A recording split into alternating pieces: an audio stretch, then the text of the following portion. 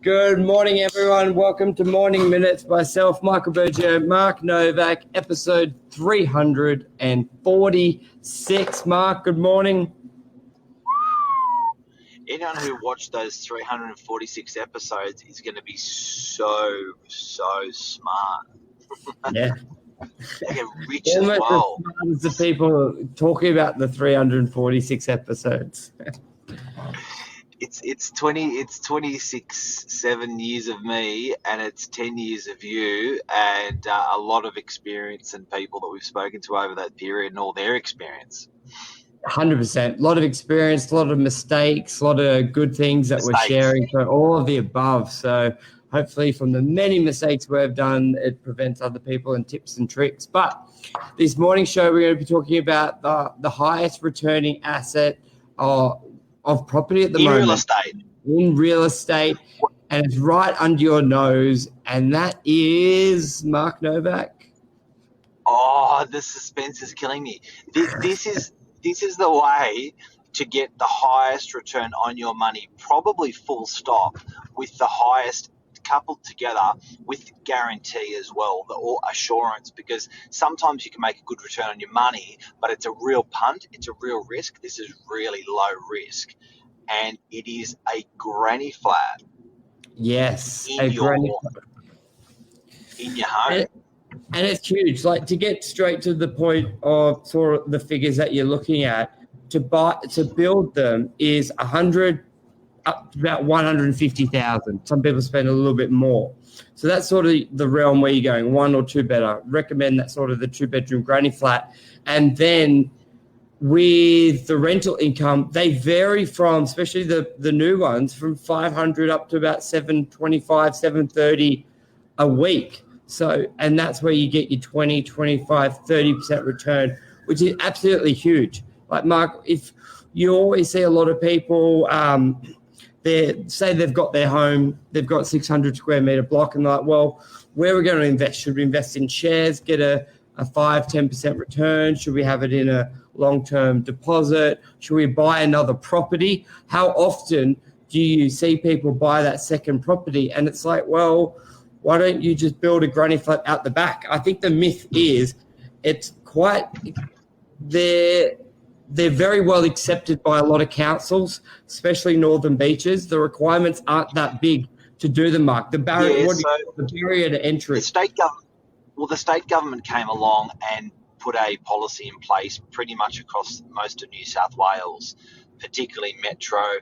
They came along and said, look, if you've got bigger than if you meet a certain criteria, 450 metre square block was one of them, we'll automatically approve it, i.e. within 7 days. So you can actually start building a granny flat within 7 days in your backyard. Now, there's a couple of myths around that. People think that they have to be detached. They don't. They can be attached. But, Michael, they are a privacy killer. And the biggest reason why they are a bit destructive. So they're constructive with cash flow, but they're a bit destructive with privacy, and they're a bit destructive with like aesthetics. Do you know what I mean? They don't particularly look nice, but there are ways to work around that we're going to discuss in a sec, where you can actually pull off a granny flat, a good income, make it look sexy, and still retain your privacy. Yeah, 100% right. And I think what I see well with granny flats, potentially when it's a corner block, Mark, so you can have the house facing one street and then the granny flat facing the other, and then you've got the fence up. So that's a really good way. Or even the best thing I see done when people build granny flats is they actually put a fence up between the rear of the house and the granny flat, and they basically make it look like two properties.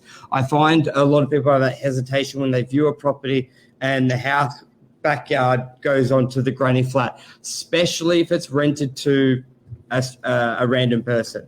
When it's their teenager or their grandma, it's a little bit different. They like the connect. But if you don't like the connect, what we see because if you look at a lot of homes have the house on the, say, left and then the driveway on the right.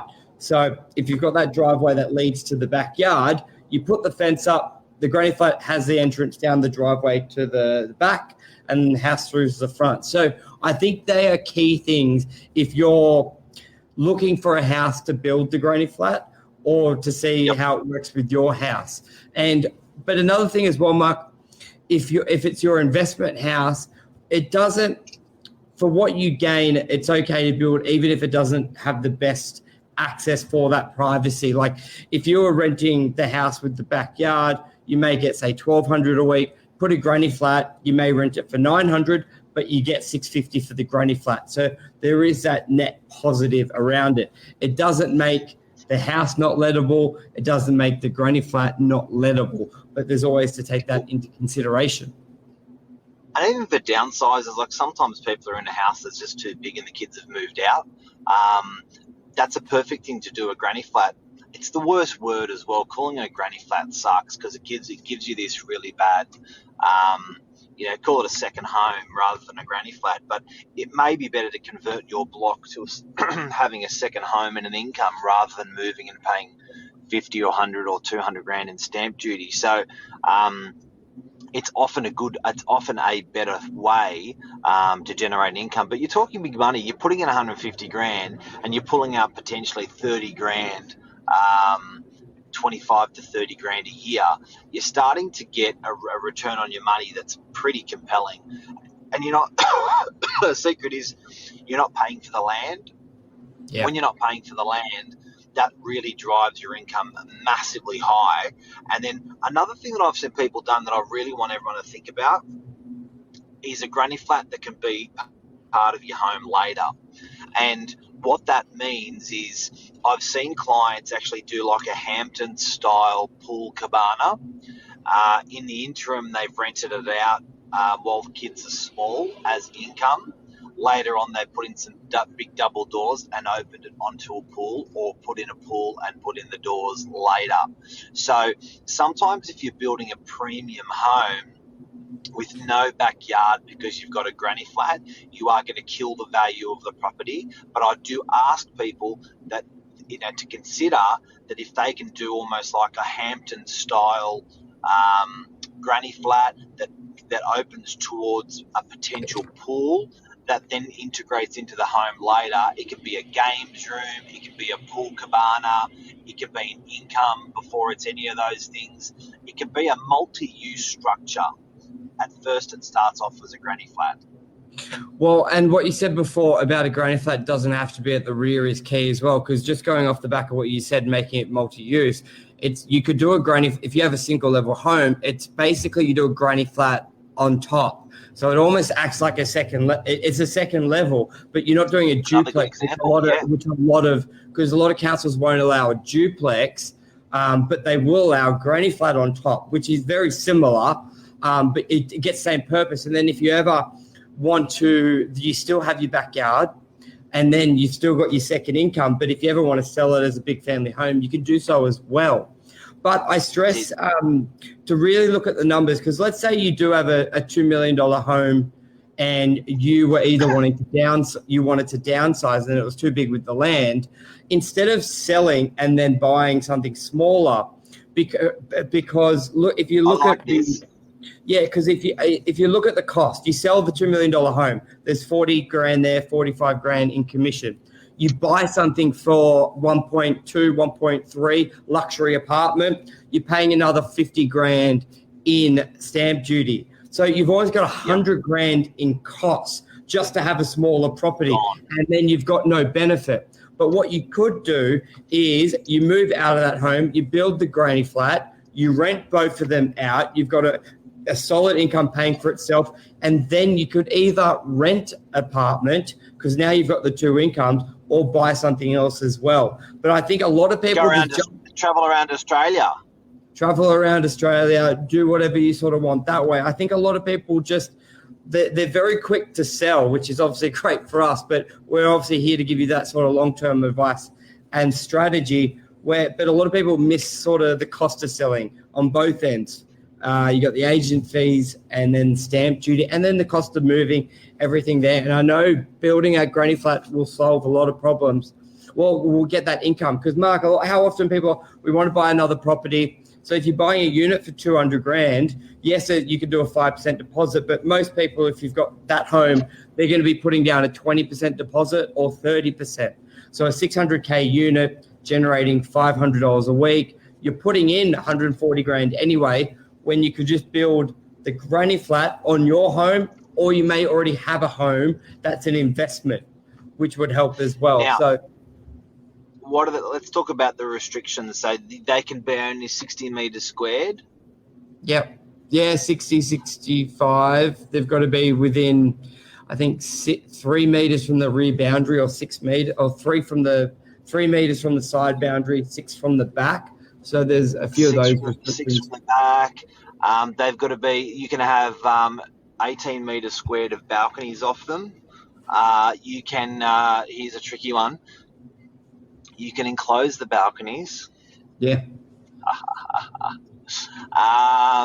To create a little bit more extra space. You can put them on a corner of a block, which is a bit of a cracker. These are really good options. Now, another thing that I've seen is people connect the granny flat to their home, and they open the granny flat into their home on demand. Yeah. So what happens is as the family grows, they ask the tenant to leave. They integrate the granny flat into their home, much like the pool cabana concept, but connected to the home. Another cracker, in-law accommodation. So I've seen people join mum or dad, or mum and dad, or grandma, or Gma, and they've integrated them into the home as well when they've done the granny flat. So they've got that flexibility. And often those guys, when grandma's selling, just got a bit of cash, that can build the granny flat. So it helps with care. 100%. And then if you just go back to the numbers, if you say buy a home for 1.3 million, you got $1 million mortgage on it.